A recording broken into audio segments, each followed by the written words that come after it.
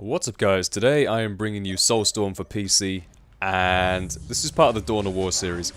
What I was actually supposed to do for this video was Theme Hospital, and then I found out that really old games are actually very incompatible with the likes of Fraps and DX Tory, so I had a bit of a problem actually recording anything on it, so I thought I'd bring you Soulstorm in the meantime. And the Dawn of War collection is a collection of strategy games on the PC, as you can probably tell here, but they also brought out a sequel, which is Dawn of War 2.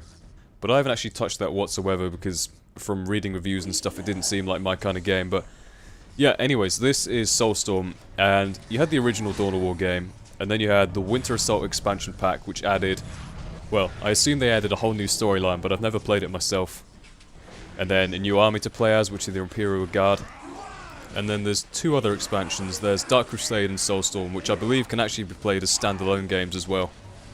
So I'm playing the last one here, which is Soulstorm. I got into the series pretty late though, so I bought the entire collection for maybe, I don't know, £20 or something. Pretty cheap. You get a nice little box set here. I've actually got it in my hands, and there's like a Velcro lid. It shows you all the armies on the front with some nice artwork. There are 9 armies you can play as in this game, which are the Eldar, Imperial Guard, Orcs, which is what I'm against here, Necrons, Dark Eldar, which is what I'm playing as now, Sisters of Battle, Chaos Space Marines, and the Tau. So I'm playing here as Dark Eldar, and they're my favourite army to play as in the game, mainly because they're pretty much glass cannons. What I mean by that is extremely high power, actually really fast speed as well, but at the same time they're incredibly frail and have pitiful defences, but I kind of like playing as them. They're pretty much, the whole story behind the Dark Eldar is that they're apparently these, you know, dark pirates who go looting places through the galaxy and pillaging and murdering and torturing people, which is absolutely lovely, as you can imagine, but I enjoy playing as them because they're a very fast-paced army to play as. But yeah, anyways, I'm playing here 1v1 against the computer. They're playing as Orcs, and it's on insane difficulty, I believe. So what I love about this game is it's different to most strategy games that I've played in that instead of focusing on having individual units that you build and train and stuff, which is a lot more kind of micromanagement in my opinion, it focuses more on actual squad-based gameplay. So here I'm controlling a squad of mandrakes, and when you actually build the squad, it'll be pretty expensive. Like, the two resources in this game are requisition and power. I'll go onto those in a minute, but when you build a squad, it doesn't build just one individual unit. It'll build maybe 3 or 4 depending on the squad. And you start off with that many. And then you can actually reinforce the squad if you want to, add extra members, and you can actually add stuff like power weapons as well. So these guys I'm controlling here at the back, the ones that are running really slowly, are the Scourges, and the ones with big gargoyle wings.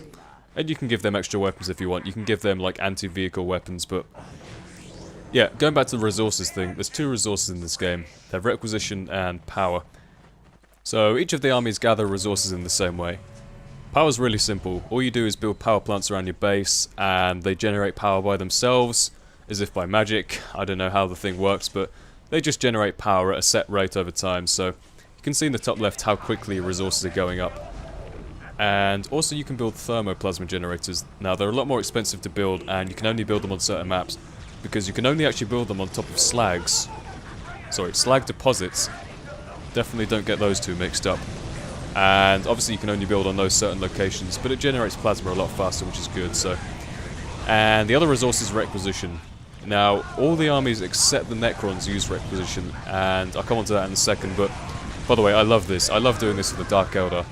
Loading witches, which are like these insane melee units, into raiders, jumping them over and absolutely annihilating the orcs. But yeah, anyways, what I was saying was requisition is a resource that you have to be aggressive to get. It's not like in something like Age of Empires where you can basically turtle yourself in a base with your gold mine and your farms and be absolutely safe and happy.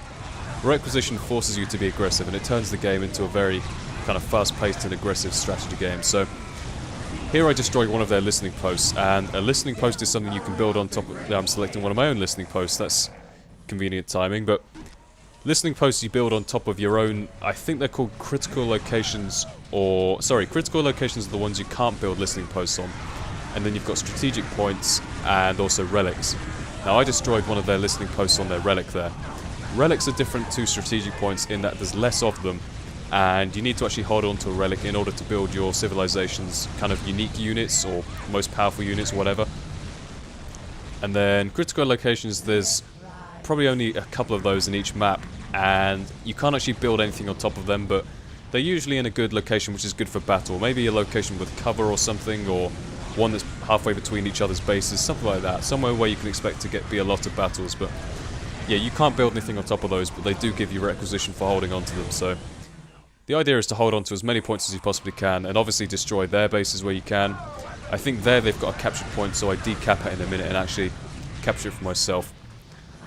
So it's pretty much just put in there to keep the game fast-paced and aggressive, which is good. Going back to what I was saying about the Necrons, and here I'm just buying a bunch of random upgrades through my base. Upgrades on power, upgrades to poison the weapons, all that good stuff. And what I was saying about the Necrons was, they don't actually use requisition as a resource. They only use power for everything, for building units, for building buildings, for everything, for research, whatever. So you may ask, okay, what's the point in capping points if you're the Necrons then? Well, Necrons don't get any extra resources for capping them, but they do get bonuses to build speeds and research speeds and train speeds for units, that kind of thing. I think that's how it works. I never really play as Necrons, so I'm not entirely sure, but I'm pretty sure that's how it works. So I should probably explain a bit more about the combat system. Like I said, it's all based on squads as opposed to individual units. And also, like I said, you can upgrade different power weapons if you want to of units. But then, a lot of it focuses on these abilities as well. So I'm using a couple of abilities with this Witch squad here. And I've attached a commander unit to it, which is the Homunculus.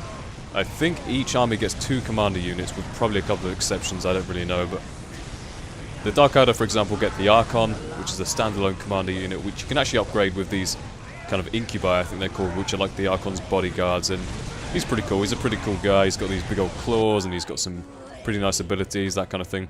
The whole point of the commanders is to be really powerful units in general, to basically lead the army. They got a hell of a lot of health, some decent attack, and some nice abilities too. Another thing to note is that, as well as the health bar, most units and squads have the morale bar. And once the morale bar goes completely down, they are rendered completely useless. Morale can be destroyed by stuff like flamethrowers and just general attacks.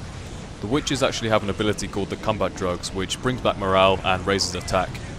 There are also 2 unique resources which I forgot to mention earlier. Dark Eldar gets one of them, and this is the purple glowing stuff you can see everywhere. That's Soul Essence. Whenever a unit dies, it releases Soul Essence, so you can actually harvest that up and use it on abilities there. There are 6 abilities, and you gain more abilities as you take up through the tiers. They're all along the bottom there. And the Sisters of Battle get the Faith resource, and they get this by building these special things on top of their listening posts, and they can use these special abilities from certain of their units, which is always good. But anyways, that was the end of the video, so I hope you guys enjoyed. Here's the post-game screen, and I will see you guys later. Bye-bye.